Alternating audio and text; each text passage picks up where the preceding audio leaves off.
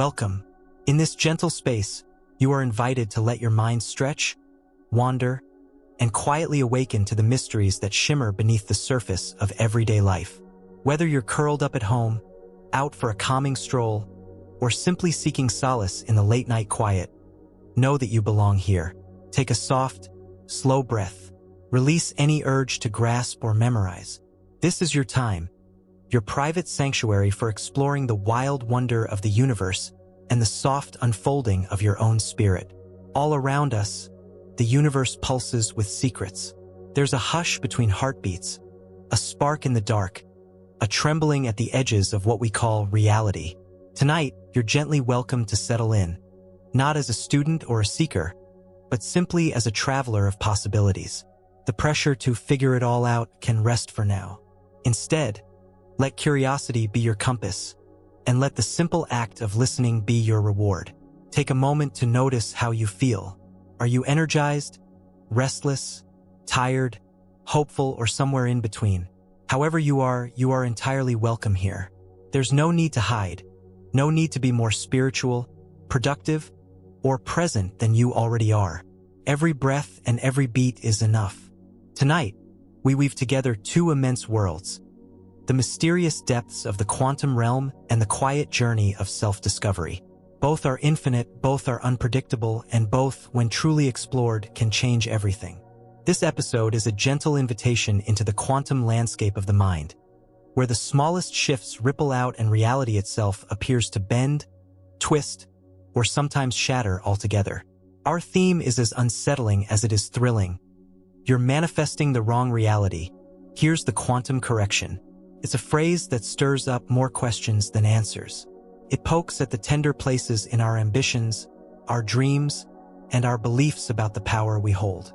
For so long, we've been taught to reach, to wish, to set intentions and craft vision boards, to visualize that perfect future and claim it as our own. But what if this familiar path is just a looping corridor, a spell woven by our own hands, locking us away from the very freedom we crave? This isn't just another talk about positive thinking. This isn't a formula for manifesting cars, cash, or soulmates. This is a deeper journey, one that peels back the veil on what you truly desire and why those desires might be the very chains that bind you. Here, the questions matter more than the answers. We'll approach the topic not with anxiety, but with open-hearted curiosity. Why do some of our greatest dreams turn into our darkest prisons? Why do the things we want most seem to slip further away the tighter we cling? What if the universe isn't broken, but our understanding of how to work with it is upside down? The quantum world offers no comfort and no easy truths. Instead, it offers strangeness, paradox, and a gentle invitation to see that you are both the painter and the canvas, both the key and the lock. Reality, at its most fundamental, doesn't always obey the rules our minds expect. Sometimes it mocks them. Sometimes it slips through our fingers just as we think we've grasped it. Here, you're safe to ponder, to wonder, to let your mind wander through corridors where certainty cannot reach. The tone is gentle, but the questions are fierce. We'll gently shatter assumptions, not to leave you lost, but to open a space for a truer, deeper clarity to emerge. The aim is not to overwhelm you with jargon or abstract theories. It's to offer the possibility of a new relationship with your own thoughts, your own dreams, and the quiet quantum pulse beneath everything you've ever wanted. Throughout this journey, you are invited to notice your reactions. Notice what resonates, what feels uncomfortable, what makes you pause. You never need to agree with everything you hear. Curiosity, not certainty, is the thread that guides us. Tonight, we'll begin by gently shaking the foundations of desire. Could the very things you want most be traps disguised as treasures? Is it possible that the dream life you're building is actually the lock on your own cage? These are not questions designed to unsettle for the sake of drama, but rather to free you from autopilot, to create space for something astonishing to enter. You may find your mind dancing between comfort and discomfort, between wonder and a little bit of fear. This is the heart of growth, not to settle where it's safe, but to reach gently into the unknown and ask, could reality be even stranger and more beautiful than I believed? Along the way, we'll explore the secret link between obsession and disappointment, the hidden power of unconscious beliefs, and the strange reversals that occur when the laws of attraction start attracting the very things you never wanted. You'll encounter paradoxes that tease the mind, questions that demand your attention, and ideas that, if you let them, can change the shape of your days and nights. Throughout, let your mind wander as it will. If a question lingers, let it linger. If a phrase echoes, let it echo. There is no pressure here to be right, to solve a puzzle, or to become anything you're not. All you need is a little curiosity and a willingness to let reality show you its most surprising face. So, wherever you are, settle in. Feel free to share in the comments where you're listening from or how you're feeling right now. This is a space for gentle exploration, for quiet discovery, and for deep personal transformation. Let's step into the quantum paradox together, not to conquer it, but to let it show us what we've missed. Perhaps, by the end, you'll see not only your desires, but the very fabric of your reality, in an entirely new way. Ready to see the glitch? The world is saturated with the promise of manifestation. Everywhere, people whisper mantras, script their desires, and plaster their bedrooms with vision boards. The message is clear. Set your sights on your wildest dreams, and reality will bend to your will. Feels empowering. Feels like magic. But as the days and nights pass, a different feeling can begin to creep in. A quiet dread, a cold echo behind the heart. The dream that once glittered on the horizon starts to feel more like a distant star, unreachable and indifferent. Why does the pursuit of our greatest goals sometimes transform into an invisible cage? Begin with this: the nature of desire is hunger. To want is to admit a lack, a gap between where you are and where you believe you should be. Every goal, no matter how luminous, contains a hidden confession. I am not there yet. This silent admission becomes a silent script, repeating over and over, echoing through your thoughts and actions. The more you feed this hunger, the bigger it grows. The more you run toward the vision, the more your present moment becomes a desert, thirsty and unsatisfied. How is it that the path meant to lead to fulfillment can, step by step, bring you deeper into dissatisfaction? Why do people with the grandest goals often carry the heaviest burdens? There is a contradiction humming just beneath the surface. The act of wishing for something new subtly reinforces the idea that your current self is broken, incomplete, or unworthy. Each vision of a better life becomes a mirror, reflecting back all the reasons you believe you haven't reached it yet. Many never question this process. The world says, dream bigger. The world says, keep manifesting. So the vision boards grow, the journals fill, and the hunger sharpens. But quietly, beneath all the affirmations and intention setting, a second reality starts to emerge. A shadow that grows longer the brighter your dreams become. Consider the restless nights spent yearning for a breakthrough that never comes. The anxious mornings replaying affirmations, wondering why nothing seems to change. The silent envy watching others manifest their successes on social media, while your own desires gather dust. At a certain point, the dream itself transforms from an aspiration into a tormentor. Every day it remains unrealized is a day spent haunted by its absence. Why does this reversal happen? It is not simply a matter of trying harder or thinking more positively. The process of goal setting, as it is commonly understood, operates on a dangerous assumption that your happiness and self-worth exist somewhere in the future, just out of reach. Every time you tell yourself, I will be happy when, you reinforce the prison bars of now. The chase becomes endless. Satisfaction becomes impossible. The paradox deepens. The more energy you pour into achieving your dream, the more you signal to your subconscious that your current reality is intolerable. The present moment turns into a holding cell, a place to endure rather than savor. Joy becomes conditional. Peace is perpetually delayed. Some begin to wonder, quietly and alone, if perhaps they are not good enough at manifesting. Maybe they're not trying hard enough, not aligned enough, not deserving enough. The world never questions the system, questions the individual. But what if the system itself is flawed? What if the mechanism of desire is designed not to liberate but to entrap? Desire is a fire that can warm, but also consume. Left unchecked, it burns through self-esteem, through contentment, through every gentle appreciation of what already is. It casts the future as a promised land, while painting the present as exile. And so, with every new goal, the chasm widens. Why do your wildest goals become your quietest nightmares? Because the mind, in its relentless pursuit, forgets to see what is already here. It forgets to notice the subtleties, the everyday miracles, the quiet sufficiency of existence. The hunger for more is seductive, but it is also insatiable. There is always another summit, another level, another reality just out of reach. This is not a condemnation of ambition. Growth is natural. The universe itself is in a state of constant expansion, always stretching toward something new. But when growth is motivated by a sense of lack, by the haunting idea that happiness waits somewhere else, it becomes a burden. The soul becomes exhausted, weighed down by an endless string of unmet expectations. Now, look closely at the nature of dreams themselves. Are they truly your own?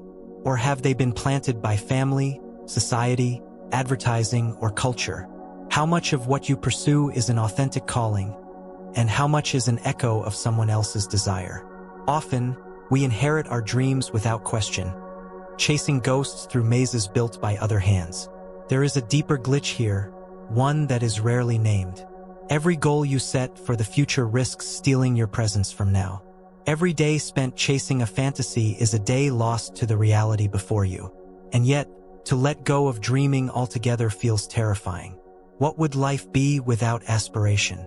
Is it possible to grow, to evolve, to create without the shackles of constant desire? This is the contradiction at the heart of manifestation culture. The tools designed to empower you may, over time, disempower you the most. The more you focus on the gap between where you are and where you wish to be, the more you energize that very gap. The more you idolize the dream, the more the present moment dissolves into gray. How can this be? The answer is not found in abandoning your hopes or crushing your ambitions, but in questioning the source of your hunger. Why do you want what you want? Is it to fill a void, to escape discomfort, to silence a critic within? Or is it a true, soul-level longing that asks for expression simply because it is alive within you? Pause here. Notice how the body feels. Is there tension in the chest, a flutter in the stomach, a pressure in the throat? These sensations are subtle guides, pointing to the places where your dreams and your fears tangle together. Often, the wildest goal is simply a mask for the quietest nightmare, the dread of being unloved, unseen, unworthy. The universe, in its quantum unpredictability, responds not just to the words you speak, but to the frequency beneath those words. The energy of longing creates a field of perpetual lack. The vibration of desperation repels the very things you seek.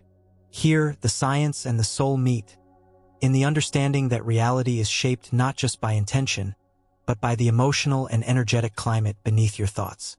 This is why so many people find themselves running on a treadmill, chasing a vision that never materializes.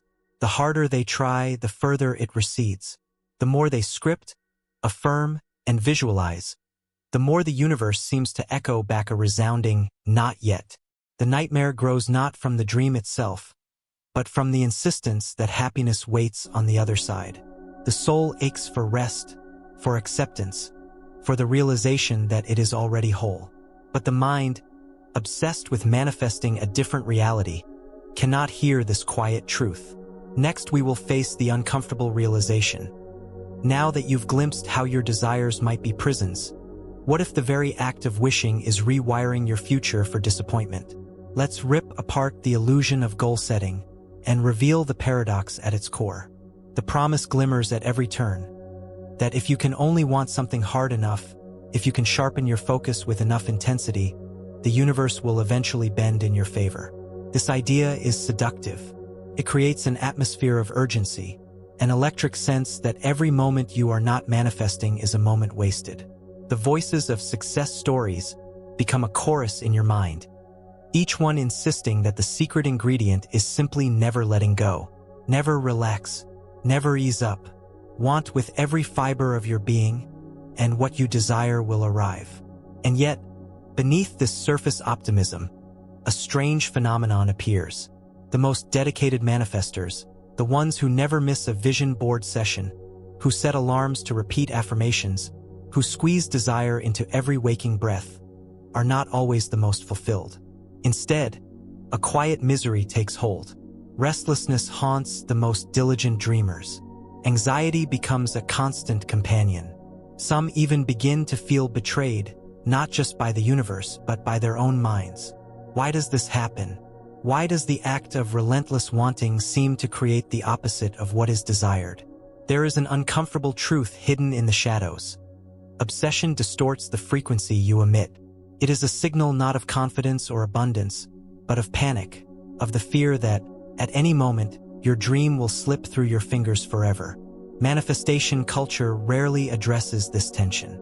Instead, it doubles down on the prescription. If you aren't seeing results, you must not be manifesting correctly. Maybe your thoughts are too scattered. Maybe your emotional state isn't aligned enough. Maybe you need to try harder, visualize longer, desire with more ferocity. The cycle becomes self-perpetuating, a tightening spiral that only intensifies the original dissatisfaction. The daily routines of obsessive manifestors are often marked by rigidity. Every detail must be controlled. Every word, every thought, every feeling must serve the ultimate goal. Spontaneity becomes a threat. Stillness feels dangerous. Joy is postponed until the reality finally, mercifully, shifts. But life rarely submits to this schedule. Outcomes remain unpredictable. The future refuses to be bullied into the shape of your desires. Behind closed doors, frustration mounts. The mind, forced into an endless marathon, begins to fray. Burnout is inevitable. Doubt grows louder. Why is it working for others but not for me? What am I doing wrong? These questions echo in the dark, unanswered. The manifestor's social media feeds become a source of pain rather than inspiration. Each post about miracle manifestations deepens the sense of isolation. And so, the misery spreads in silence. Those who most passionately believe in the power of their thoughts become those most haunted by their apparent powerlessness. The contradiction is acute. If the quantum field responds to attention and emotion, why does focused effort seem to amplify suffering rather than dissolve it? Consider this. The more you obsess, the more you signal to the universe that what you want is out of reach. Obsession is the frequency of desperation, not mastery. Each moment spent looping over the same thought is a moment spent energizing the absence, not the presence of your desire. The universe does not read your words. It responds to your emotional blueprint. And that blueprint under obsession is etched with lack. But there's another layer. The deeper the obsession, the more the mind splits in two. On one side, the conscious effort to shape reality. On the other, a quiet, gnawing resistance. A sense that something is being forced, that the natural rhythm of life is being ignored. The quantum field, subtle and strange, is exquisitely sensitive to contradiction. Mixed signals create static. Intensity backfires. The tighter you grip, the more reality wriggles away. No one wants to talk about this. Manifestation is meant to be empowering, not tormenting. And yet, the evidence is everywhere. Ask the most committed manifestors if they feel light, playful, and at peace. Often, you'll sense tension behind the smile. A relentless self-monitoring. A fear of making a single wrong move. A nervousness that belies the supposed power of their practice. If quantum reality truly bends to your will, why does it feel like you're bending to its punishments? The paradox grows sharper with every effort. Instead of the world softening to your intentions, it seems to harden in response. The universe appears to turn away, leaving you shouting into the void. This is not a failure of willpower. It is not a deficiency in your ability to believe. It is a built-in flaw in the mechanism itself, a glitch in the system. The act of obsessively pursuing a reality creates friction, not flow. It puts you at war with the present moment, at odds with the natural unfolding of experience. The more you strive, the more reality resists. The dance becomes a tug of war, and exhaustion sets in. Ask yourself, what would happen if you simply stopped? If, for a single day, you let your dreams breathe, allowed your mind to rest, surrendered the need to control every detail, what would remain? Would the universe collapse? Or would something softer, quieter, more authentic begin to emerge? This is not a prescription for apathy or resignation. It is an invitation to question the architecture of your own wanting. Obsession, by its nature, creates contraction. It narrows your field of awareness. It excludes possibility. It drowns out the unexpected, the miraculous, the gift of surprise. The most miserable manifestors are not weak or lazy. They are, paradoxically, the most disciplined. They are the ones who have mastered the art of suppressing their doubts, silencing their fears, and directing their attention with laser precision. But in this process, they lose touch with the underlying joy of being alive. Life becomes a project to complete, rather than a mystery to experience. If manifestation is real, if quantum reality truly does respond to your attention, then perhaps the key is not in wanting harder, but in wanting softer. Perhaps the universe is less like a vending machine and more like a wild, living ecosystem, one that responds to respect, to curiosity, to gentle participation rather than domination. The misery of obsession is a teacher, though its lessons are harsh. It shows that the pursuit of power over reality can quickly become powerlessness within reality. It reveals the limits of control. It exposes the suffering that arises when the journey toward a dream erases all possibility of happiness now. There is a deep contradiction here.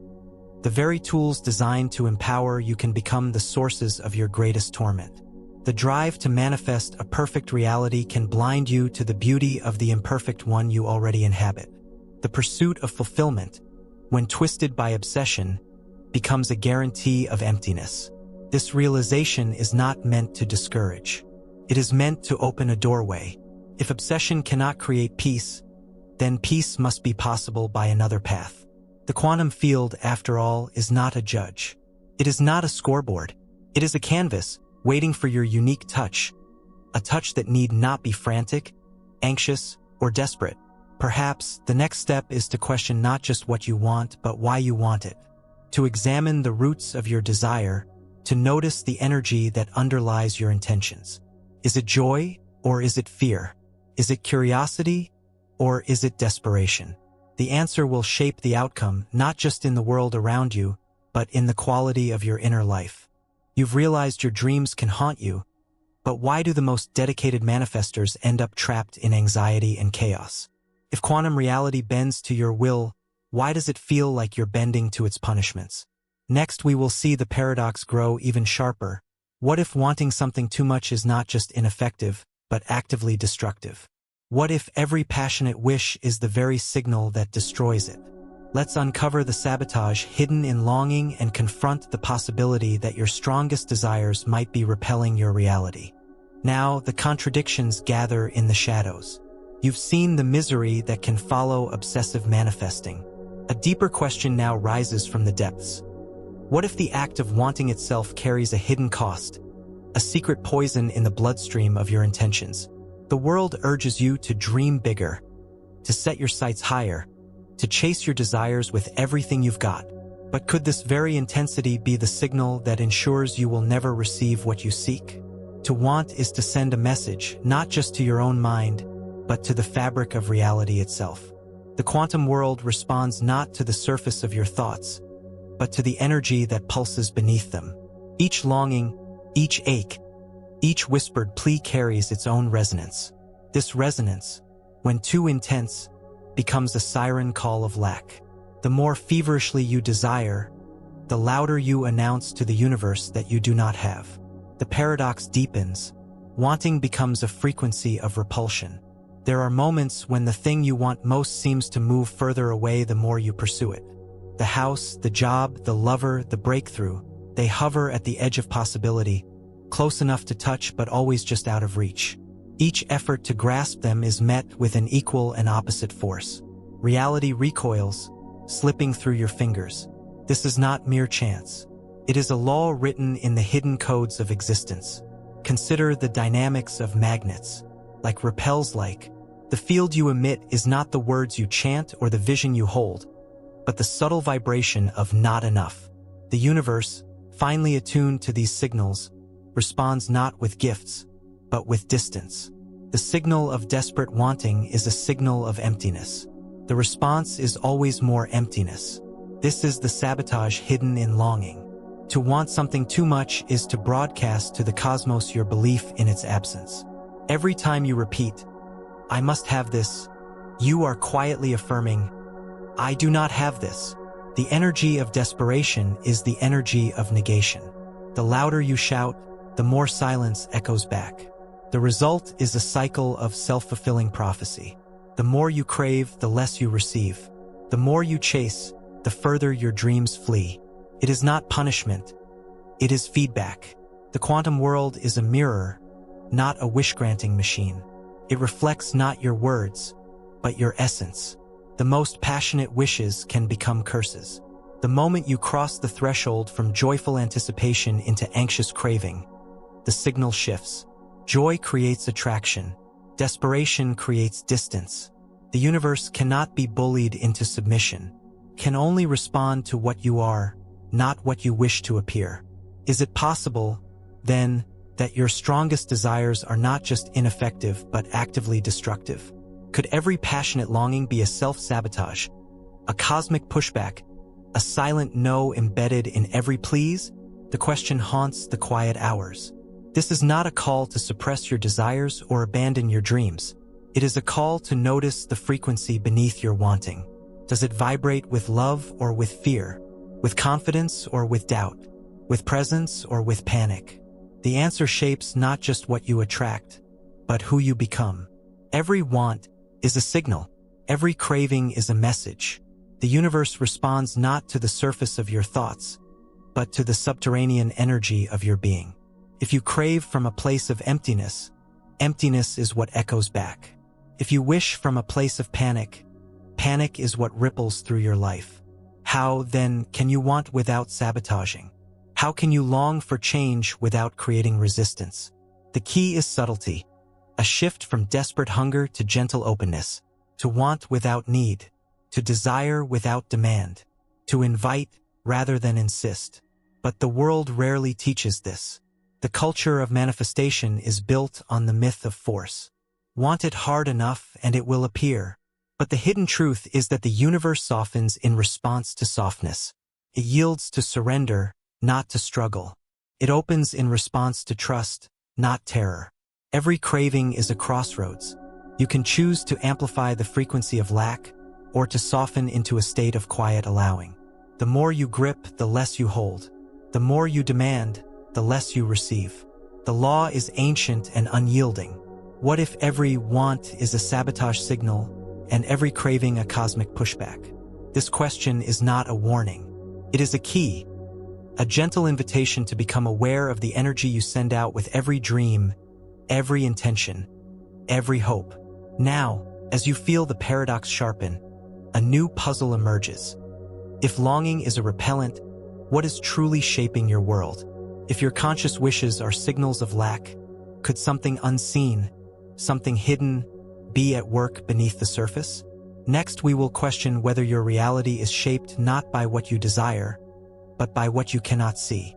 If desire sabotages and obsession enslaves, who's really in control? Could it be that your unseen beliefs are more powerful than your conscious dreams? Are you manifesting from shadows you can't even see? As the paradox of desire unravels, a new and deeper contradiction emerges, one that hides in plain sight. The world tells you to craft your reality with intention, to make vision boards, repeat affirmations, and script the future you want. Yet, even as you pin images of your dream house, loving relationships, or abundant success onto cork boards and bedroom walls, reality keeps slipping through your grasp. You chase one vision after another, reshaping your goals with every new moon, every workshop, every YouTube video promising the secret hack to manifestation. But what if all this focused effort is not just ineffective? It's misdirected entirely. Could it be that your conscious desires are not the true architects of your reality? There is a hidden engine, a silent author scripting your story behind the scenes. While your conscious mind obsesses over what it wants, your subconscious mind is quietly at work, shaping outcomes with a precision far beyond your daily awareness. The subconscious is a vast, echoing chamber filled with forgotten memories, inherited beliefs, and unexamined fears. It contains your earliest impressions of love and worthiness, your buried traumas, your silent resentments, and your secret judgments. These are the invisible hands behind the curtain, pulling the levers of fate. The most disturbing realization is this: you are manifesting from your shadows, not your intentions. The stories you tell yourself in the daylight are outnumbered by the stories you carry in the dark. The very patterns you refuse to see are the ones that repeat, echoing through your life like phantom footsteps.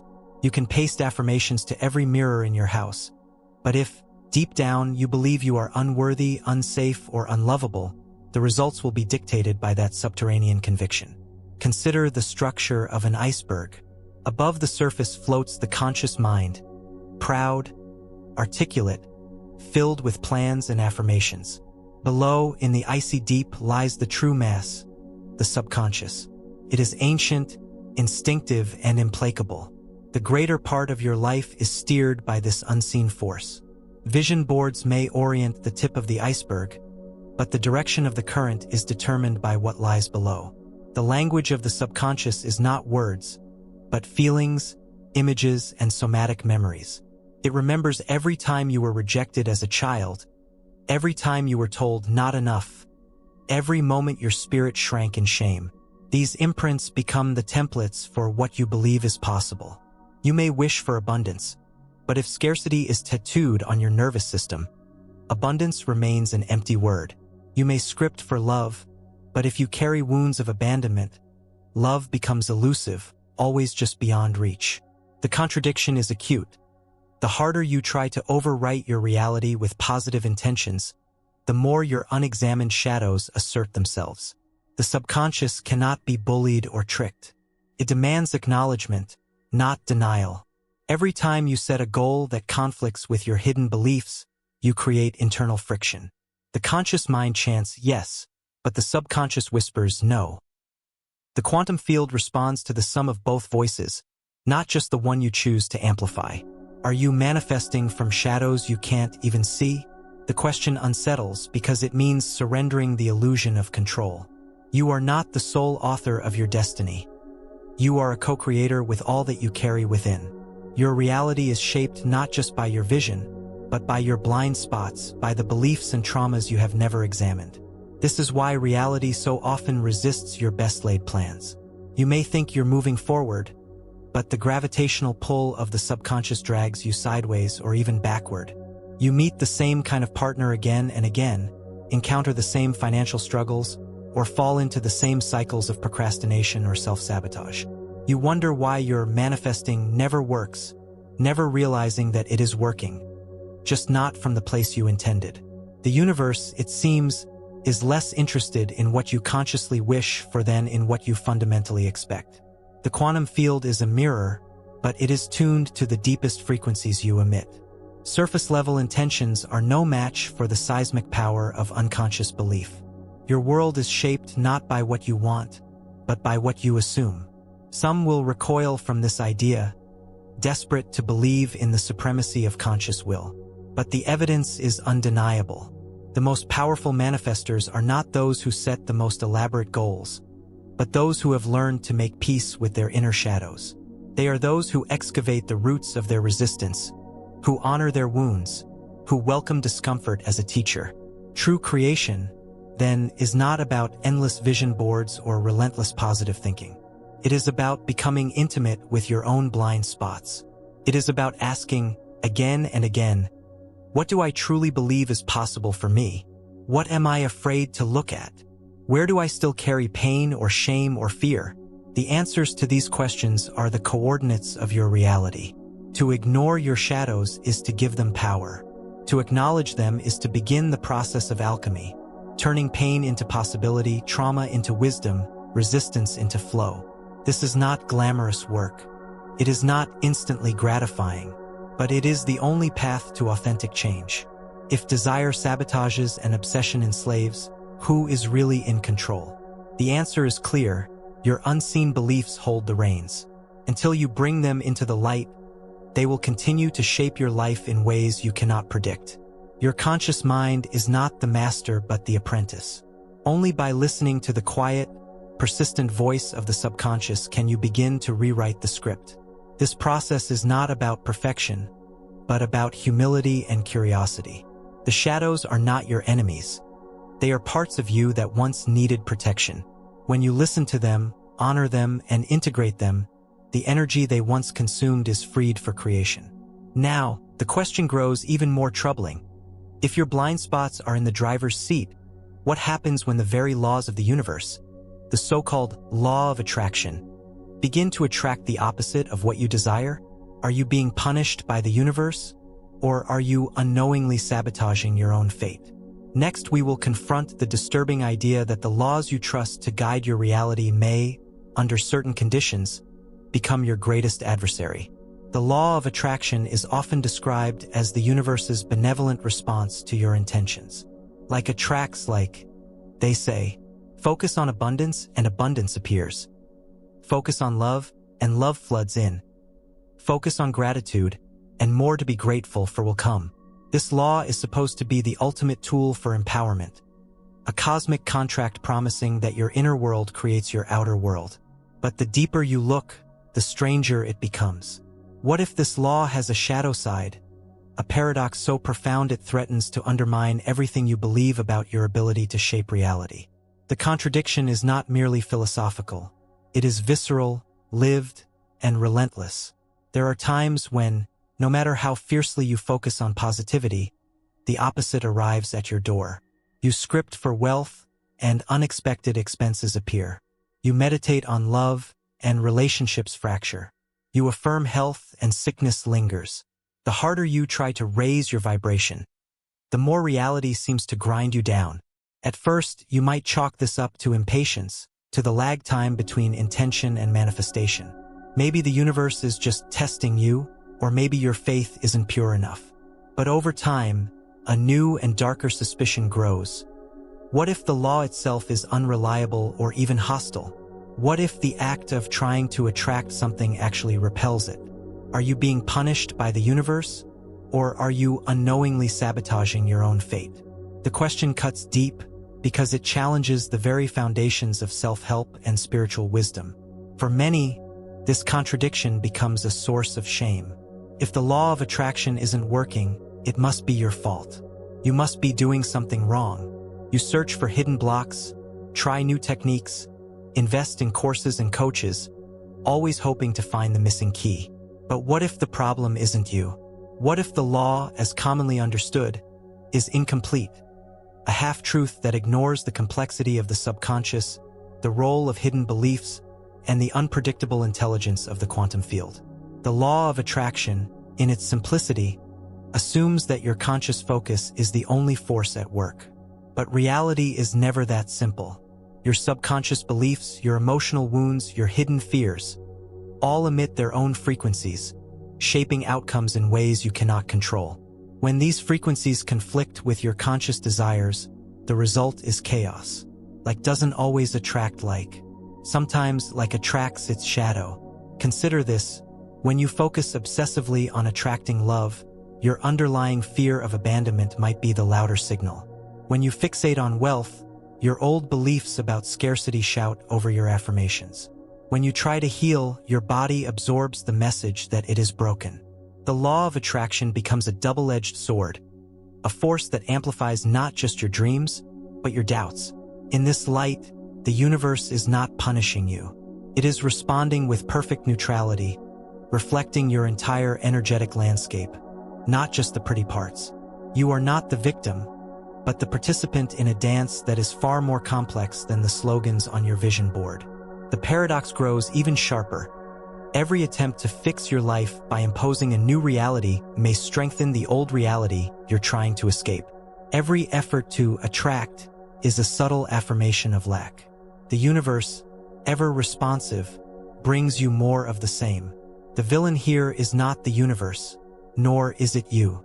The villain is the unexamined contradiction between what you wish for and what you believe. The more you try to force reality into a mold, the more reality pushes back, amplifying the very energies you are trying to suppress. There are moments when this realization is crushing. It feels as if the game is rigged, as if freedom is a mirage.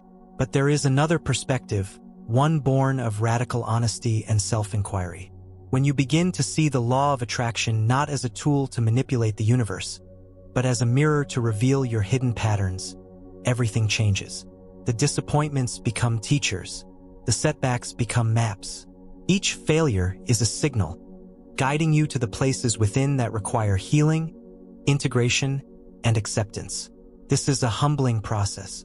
It demands that you question your deepest assumptions, that you let go of the illusion of control, that you learn to trust the intelligence of your own life. The law of attraction, stripped of its marketing gloss, is not a shortcut to happiness but a ruthless invitation to self-knowledge. It will show you, again and again, the distance between your conscious desires and your unconscious truths.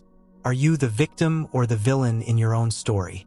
The answer is both and neither. You are the observer, the participant, and the author all at once. Reality is not punishing you. It is responding to the totality of your being. Every shadow, every blind spot, every unacknowledged belief is part of the signal. Now, the paradox expands even further. If your conscious mind is not the only force shaping reality, if your hidden beliefs are as powerful as your stated intentions, then a new question haunts the edges of perception. If thoughts create reality, who is creating your thoughts? Next, we will pursue this riddle into the heart of the quantum mystery. If attraction can turn on you, if your signals are scrambled, what or who is broadcasting them in the first place? Are you manifesting or being manifested? You've seen how the law of attraction, that supposedly benevolent force, can double back on itself, turning your reality into a hall of mirrors. The illusion of control shatters, and what's left is an unsettling silence. If your reality is shaped by your thoughts, who or what is responsible for those thoughts? Where do they come from? Are you the author or just the reader paging through a script you didn't write? It's easy to believe in the sovereignty of thought. From childhood, you're told that your mind is your own, that your opinions and beliefs spring from your singular conscious center. But even the briefest observation exposes the cracks in this story. Thoughts arise unbidden, flickering in and out like radio signals. Sometimes they're comforting, sometimes disturbing, sometimes utterly alien.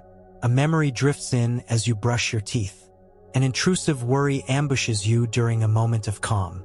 Inspiration strikes out of nowhere. Where do these impulses originate?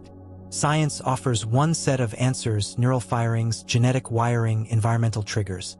But if you trace the lineage of your thoughts, a different picture appears. Every opinion, every desire, every judgment is shaped by forces beyond your immediate control. Family, society, history, trauma, advertising, the subtle pressure of culture. Even your rebellion against these forces is shaped by them. Your original ideas are often echoes, your preferences pre-selected. Free will, when inspected, becomes slippery. The idea that thoughts create reality feels empowering until you realize you're not fully in command of your own mind. You want to manifest abundance, but your thoughts are haunted by scarcity learned in childhood. You try to focus on love, but old heartbreaks and betrayals murmur beneath the surface. You repeat affirmations, but the voice in your head answers with doubt, hesitation, even ridicule. Whose voice is that? Who placed it there? The question lingers, cold and sharp. Every day, billions of thoughts pass through your mind. Most are forgotten, but a few seize your attention, coloring your mood, shaping your choices, and sending ripples through the quantum field.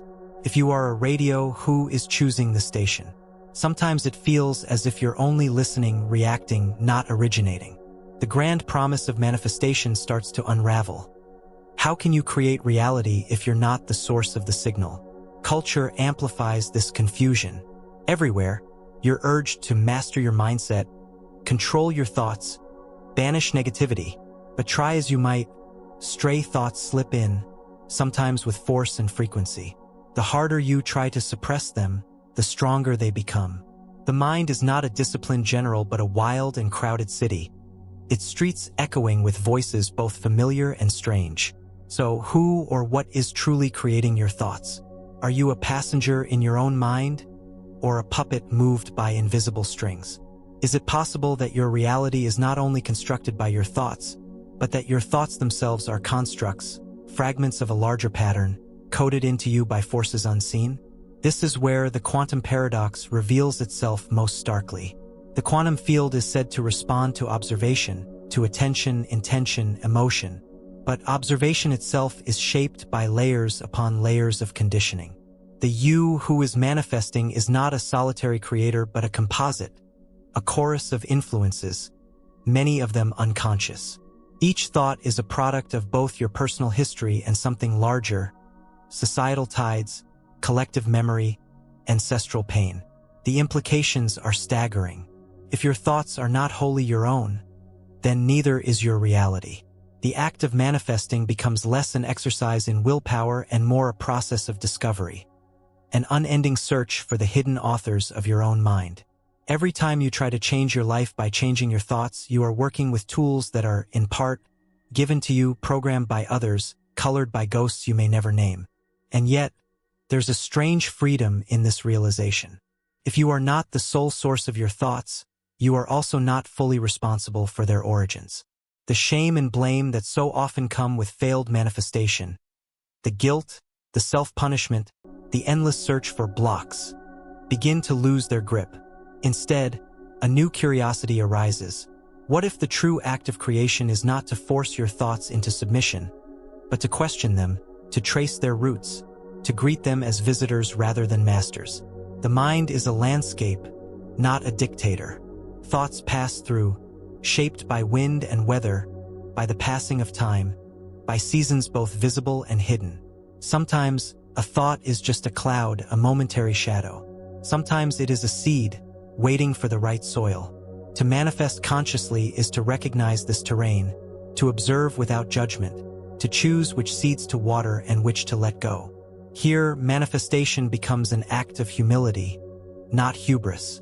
The power is not in controlling every thought, but in recognizing which ones are truly yours. The invitation is to listen deeply, to notice which ideas bring expansion, which bring contraction, which feel ancient, which feel borrowed. In this way, you begin to participate in the creation of your own reality, not as a tyrant, but as a gardener, one who tends to the ground, welcomes the rain, and learns to trust the unpredictable rhythms of growth. But this humility opens yet another contradiction, one that the quantum world whispers from its deepest recesses. If you're not the source of your thoughts, how real are you? If your mind is a program, your thoughts a script, who or what is running the simulation?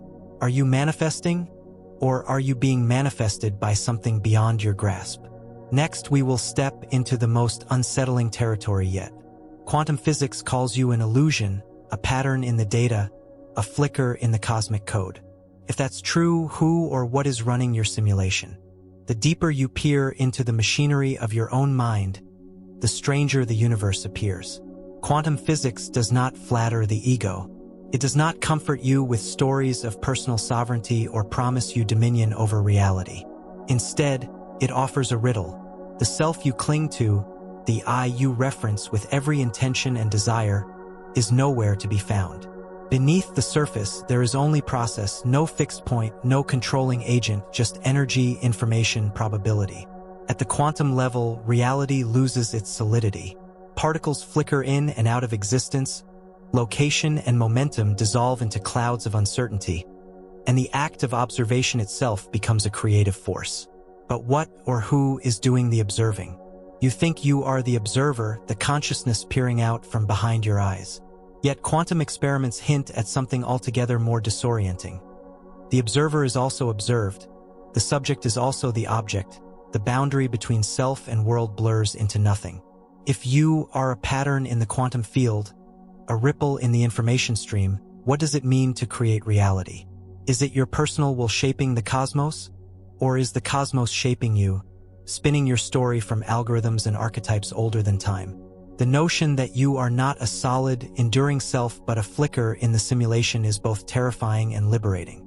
If you are just a program, a process, a function in a vast and unknowable computation, who or what is writing the code? Are you the author of your life or just a temporary process in a larger simulation, running your little loop until the system reboots? Some would say the simulation is indifferent, reality is just numbers, and consciousness is an accident. Others whisper that the simulation is alive, that behind the code is a mind, a will, a presence so vast it can only be hinted at through poetry and paradox. The question shivers through the quantum world. Who's running the simulation? This question cannot be answered with comfort. It is a glitch in the story of selfhood, a crack in the narrative of autonomy. If your thoughts are not your own, and your self is an illusion, then every act of manifestation is both utterly meaningless and unimaginably significant. The universe may be running itself through you, experiencing itself as you, learning through the eyes of your temporary I. You become both the dreamer and the dream, both the player and the played. The boundaries blur, the roles merge, and reality becomes a hall of mirrors. Every reflection reflecting another, every intention shaped by intentions you cannot see. This is not despair, but opportunity. The ego resists dissolution, but the spirit recognizes freedom in letting go. If you are a program, you are also the code. If you are a process, you are also the pattern. If you are a simulation, you are also the simulation's awareness. To awaken within the simulation is to recognize that you are both less and more than you believed. The practical implications are radical. If the self is not fixed but fluid, if your role in the quantum game is both observer and observed, then creation becomes a dance. You are invited to play, to shape, to participate, not as a master manipulating the system, but as a conscious node in a network of infinite intelligence. Every thought, every intention, every surrender is both personal and impersonal, both chosen and given. This reframes the question of manifestation entirely. No longer are you a magician waving a wand over a passive universe. Instead, you are a collaborator in the mystery, a temporary interface through which reality experiments with itself. Your desires are not commands, but invitations. Your suffering is not a punishment, but a message. Your victories are not personal triumphs, but notes in a cosmic symphony. Still, the riddle persists. If you are not in control, if your mind is a program running on borrowed code, can you awaken from the simulation? Can you become lucid in the dream? Or are you forever trapped in loops of cause and effect, chasing freedom in a maze built by something else? Quantum physics offers no clear answers, only deeper mysteries. The more you learn, the more you realize that the questions are the point. The glitch is the invitation. The uncertainty is the doorway. Now, a deeper paradox opens. If your sense of self is an illusion, what does that make your dreams, your fears, your most cherished outcomes? Are you chasing futures that don't exist, or escaping pasts that refuse to die? Next, we will confront the possibility that your entire journey, your entire quest to manifest a new reality, is haunted by outcomes that are themselves only shadows. Are you running toward a future that's a hologram, or fleeing a past that always finds you? In the hush after midnight, when the world slows and the mind is left with only its own echoes, a question haunts the corridors of your thoughts. Are you running toward a future that is only a hologram, or running away from a past that clings to your shadow? The culture of manifestation has trained you to believe that the future is a canvas, blank and open, waiting to be painted by your will. Every intention, every visualization, every affirmation is a brushstroke. Yet, there is an uncanny emptiness to the chase, a sense that the finish line keeps moving, that every outcome is a mirage that dissolves as you approach. The human mind is wired for pursuit. There is always a next level, a new milestone, a greener pasture just out of reach. The universe of manifestation preys on this restlessness, promising that just over the horizon, the next reality will bring the peace, satisfaction, or freedom you crave. You script, you visualize, you repeat mantras until your voice is hoarse.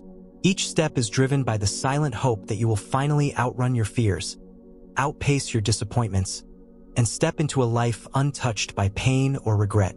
But is the future you chase truly real? Or is it a projection? An image stitched together from memories, longings, and cultural conditioning? When you picture success, love, or spiritual awakening, how much of that image is original and how much is borrowed from the stories of others? You may think you are creating something new, but often you are only rearranging the echoes of what you already know, or what you wish you could forget. The paradox is brutal. Every chase is both a search and a flight. The more you pursue the next thing, the more you confirm the absence of fulfillment now. Your vision of the future becomes a refuge from the discomfort of the present. Manifestation, once meant to be an act of creation, transforms into a subtle form of escape. Every outcome you script is a promise that the present is not enough, that peace and wholeness are forever postponed. There is another layer, even more disturbing. Many of the outcomes you chase are phantoms, never meant to be caught. The mind, terrified of stillness, invents new quests the moment satisfaction is within reach. You tell yourself, I will be happy when, but the when is a horizon line that recedes with every step. Even when you arrive, you find that the goalpost has moved. The next manifestation, the next reality, becomes the new prize. The future is never present. The chase is endless. All the while, the past lingers. Every disappointment, every heartbreak, every failure you try to leave behind is woven into your sense of self. Your unconscious mind becomes a museum of ghosts. Each intention for a better future is shaped by what you hope to erase. The drive to manifest is often not a movement toward joy, but a desperate escape from grief or shame that will not die. The pain you avoid becomes the architect of your desires. You find yourself caught in a loop, chasing the hologram, fleeing the ghost, but never quite arriving anywhere new. Are you chasing outcomes that don't exist, or escaping realities that refuse to die? The question is not meant to paralyze you, but to open your eyes. So much of your energy is spent running in circles, amplifying the illusion of change while reinforcing the same old patterns. Every vision of the future is colored by the shadows of your past. The more you try to outrun them, the more powerful they become. This is the hidden engine of suffering, the refusal to meet what is real here and now. The culture of manifestation teaches you to resist discomfort, to level up instead of look within, to seek the next breakthrough instead of sitting with the brokenness that already exists. But the past is patient. It waits in the body, in the breath, in the nervous system until you turn and face it. No future will ever feel safe until the old wounds are met with honesty and compassion. It is tempting to believe that the future is your salvation, that the perfect manifestation will erase your scars. But the future is not a thing you can possess.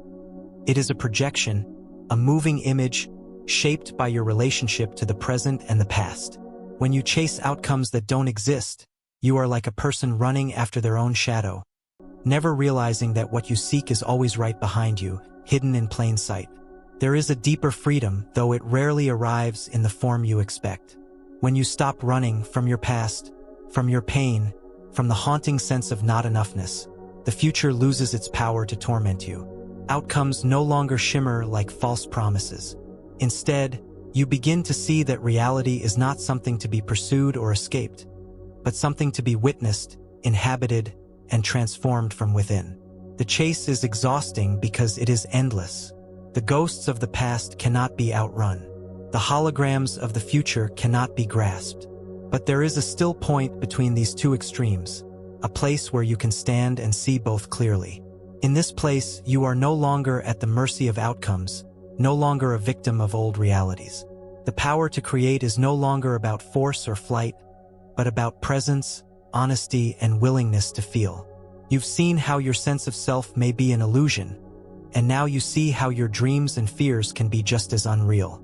Are you running toward a future that's a hologram, or fleeing a past that always finds you? The question remains, unresolved, a silent dare to look deeper. Next, we will pull the curtain back even further. If your outcomes are illusions, can you ever really hack your reality? Or are all these quantum tricks just signals echoing in an empty network, with you as nothing but a self-aware glitch? Everywhere you look, there are blueprints for hacking reality manifestation hacks, quantum jumping tutorials, step-by-step formulas that promise to rewrite the code of your life. The language is digital, scientific, almost rebellious. The dream is intoxicating. With the right code, the right mindset, the right frequency, you can override fate and become the master programmer of your own destiny. Yet as you peer into the machinery of your own existence, a deeper uncertainty sets in. The mind is tempted by shortcuts, by the hope that a new technique or secret ritual can outsmart the patterns that keep repeating. But as the cycles persist, same struggles, same disappointments, same existential boredom, another possibility takes shape. What if you are not the hacker, but the glitch? What if your desire to override the code is itself a symptom of being caught in it? The language of hacking reality suggests agency, cleverness, and rebellion. But beneath the surface, it hints at desperation. To hack is to bypass, to force an entry, to subvert the rules. But whose rules are you breaking? If the universe is a simulation, if your mind is a network of borrowed scripts and inherited beliefs, who is the programmer? The quantum world is neither hostile nor obedient. It is an empty network, echoing back the signals it receives. Sometimes the code is elegant. Sometimes it loops in error, repeating old lines forever. What if all your quantum tricks, your rituals, your visualizations, your affirmations, are signals sent into a void, bouncing off empty walls, returning to you only as noise? The self-help culture rarely admits this possibility. It sells certainty, not questions. Empowerment, not humility. But there is an odd relief in facing the glitch. The realization that some parts of reality cannot be hacked, only witnessed. That some codes are not yours to rewrite. The more you try to hack the system, the more you notice its resistance. Some patterns yield, but others persist, stubborn as gravity. The illusion of total control collapses. Instead of becoming the all-powerful programmer, you sometimes feel like a user in a network you barely understand, your wishes bouncing off invisible firewalls, your intentions lost in translation. And yet, there is something miraculous about the glitch. The moment you recognize it, you step outside the trance of self-importance.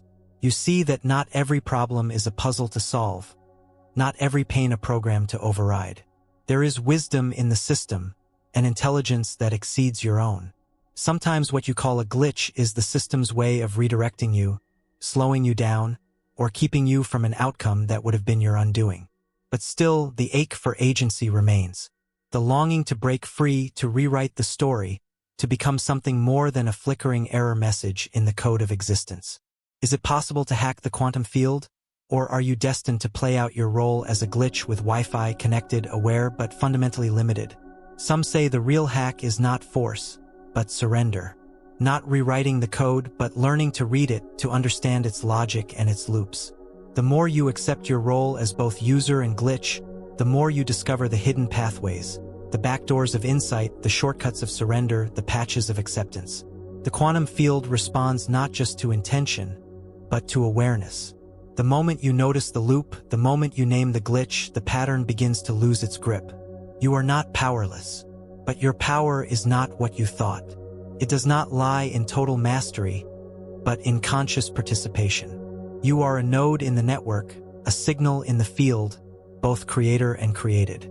Sometimes your greatest agency comes from admitting your limitations, from bowing to the mystery, from letting the code run without interference.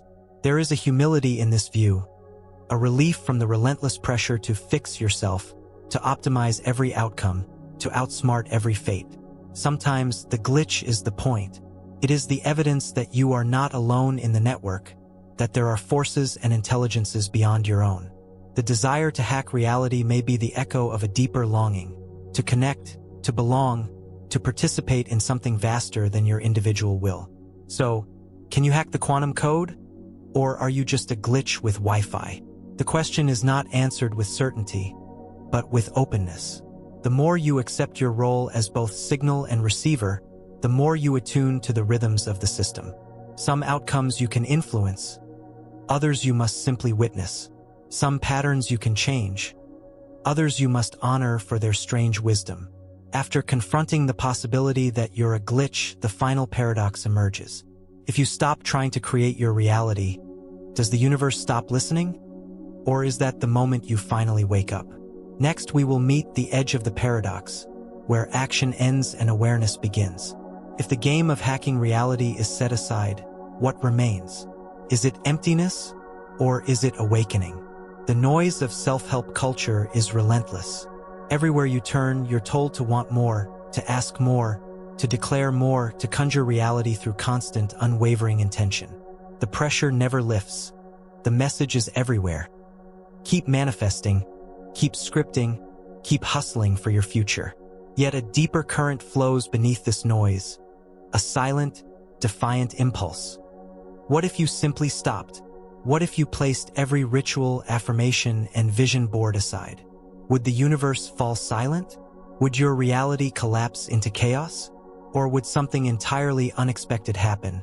Would you, in that emptiness, begin to truly awaken? The anxiety of ceasing effort is as sharp as any pain. Manifestation culture teaches you that to stop is to fail, to surrender is to lose. Inaction, you're told, is the enemy. The world is a machine and you are the operator. If you pause, the machine stops. But look closer. Have your endless affirmations and rituals brought you lasting peace? Or have they only turned your life into a ceaseless project, a never-finished equation, a treadmill with no end? The truth is both liberating and terrifying. Sometimes, the more you try to shape your reality, the more reality slips from your grasp. The constant effort creates tension, not transformation. The need to control chokes the very life you're hoping to invite. The quantum field is not a vending machine, responding only to your demands. It is a living mystery, responding most vividly when you finally let go. Consider the moments in your life when something truly beautiful appeared. Was it the result of endless planning, or did it arrive unbidden, when you least expected it, in a moment of surrender? There is a subtle law at play. Effort has its place, but obsession blocks the flow. When you release your grip, when you rest from the need to create or improve, the field of possibility opens wider than ever. Yet, this goes against every lesson you've learned about personal power. The thought of not manifesting, of not striving, feels like a betrayal of your agency. The ego protests. If you stop asking, nothing will come. If you stop acting, nothing will change. But the paradox is that surrender does not equal resignation. Ceasing to manifest is not giving up, it is giving space. It is releasing the anxious script and allowing a deeper intelligence to emerge. There is a silence at the heart of reality, a field beneath all fields, where things simply are. When you stop manifesting, you do not cease to exist. You do not fall off the edge of your story. Instead, you awaken to the truth that you are not the sole author of your life. You are a participant in an intelligence that moves with or without your will. Does the universe stop responding when you stop manifesting? Or does the nature of your reality transform in the absence of interference? The answer is hidden in the experience of presence. When you release your grasp on the future, when you stop reciting the endless mantras of what should be, a different kind of listening emerges, a listening not for the echo of your demands, but for the whisper of what already wants to come through you. In this space, you become sensitive to the undercurrents, the intuitions, the subtle nudges, the spontaneous invitations of life itself. The ego's voice grows quiet. The relentless catalog of desires softens. You begin to hear something quieter, older, and truer, a pulse that is both yours and not yours. Here, the old definitions of manifestation lose their meaning. Creation is no longer a transaction, but a communion. You are not forcing reality. You are being shaped by it, shaped with it, shaped as it. The game of asking, demanding, controlling begins to look like a child's play, a way of pretending at mastery in a world that has always been wild, unpredictable, and alive. This is not to suggest passivity. Life is still lived, choices are still made, dreams still arise, but they no longer carry the heaviness of need. You are not begging reality for favors. You are participating in its unfolding. When you stop manifesting, you start witnessing. And in that witnessing, you begin to see more clearly, without the distortions of craving, fear, or attachment. The irony is that when you stop demanding, reality often becomes more responsive, not less. Opportunities appear in the absence of obsession. Synchronicities arise when you are no longer trying to force their hand. There is a relaxation in your system, a softening that allows new patterns to form without resistance. The awakening that comes in this state is not an awakening to new powers, but to a new humility. You see the limits of your will, the grace of what you cannot control. You begin to trust the intelligence of the unknown, the kindness in uncertainty. The universe is not deaf to your silence. It is alive to your openness. For many, this shift feels radical, even heretical. It means abandoning the role of the ceaseless creator and embracing the role of the conscious receiver. It means accepting that the deepest realities of your life may have nothing to do with your conscious preferences or intentions. You become a witness to your own becoming, a participant in a process too vast to comprehend. This is the moment of true freedom, when you recognize that awakening is not about getting what you want, but about waking up to what is. The chase is over. The script is dropped. You stand in the nakedness of reality and see that nothing is missing. After confronting the possibility that you're a glitch, the final paradox emerges. If you stop trying to create your reality, does the universe stop listening?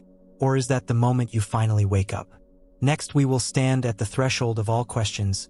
If you're neither the dreamer nor the dream, but the quantum correction itself, can you rewrite the code from inside the glitch? Or is awakening just the next illusion? After a journey through every contradiction, every paradox, every layer of quantum confusion, you now stand at the edge of the most unsettling question of all. You have been told that you are the creator, the one who shapes your world with thought and intention. You have learned that you are also the creation, formed by genetics, circumstance, memory, and the shadowy forces that move beneath awareness. But what if there is another role altogether? What if you are neither the dreamer nor the dream, but the glitch in the system, the quantum correction, the living question that cannot be solved? Reality at its deepest level is not static. It is a process of constant revision, a living code that mutates and adapts in response to its own unfolding. The universe is not a machine, fixed and predictable, but an algorithm, always recalibrating, always searching for balance. Every particle, every pattern, every life is both signal and feedback, both intention and correction. Are you the creator? Sometimes. Your choices, your attention, your desires do send ripples through the field. But are you the creation? Just as surely, your thoughts arise unbidden, your beliefs are shaped by histories you never lived, your very sense of self is a product of billions of hidden factors. And yet, there is a third role, stranger and more essential. You are the correction. The one who notices the error, the one who feels the glitch, the one who interrupts the pattern by simply becoming aware. To be the correction is to be the question the universe cannot answer, the anomaly that resets the code. Every time you pause, notice, and refuse to play out the old story, you shift reality, not by force but by presence. The universe uses you to update itself. Your awareness is not an afterthought. It is the edge where the old code ends and the new code begins. This is not a position of ego, but of humility. To be the correction is to accept that you are both the symptom and the cure, both the pattern and its interruption. When you awaken within the glitch, you are not fixing reality from outside. You are rewriting it from within. The script you were given is no longer absolute. The program can be changed. But there is a danger here. The mind wants to claim this power, to become the master controller once again. It wants to say, now I am the correction, now I can fix everything. Yet, the true correction is not a new form of control, but a new form of participation. It is not about imposing your will, but about allowing the system to evolve through you. You become the field's way of learning itself, the algorithm's way of self-correction. Are you the creator, the creation, or the correction? The answer is yes to all and no to each alone. You are the place where all three roles meet. When you see this, the struggle to manifest a better reality falls away. The obsession with outcomes dissolves. The fear of being a glitch turns into gratitude for being the edge where new possibilities are born.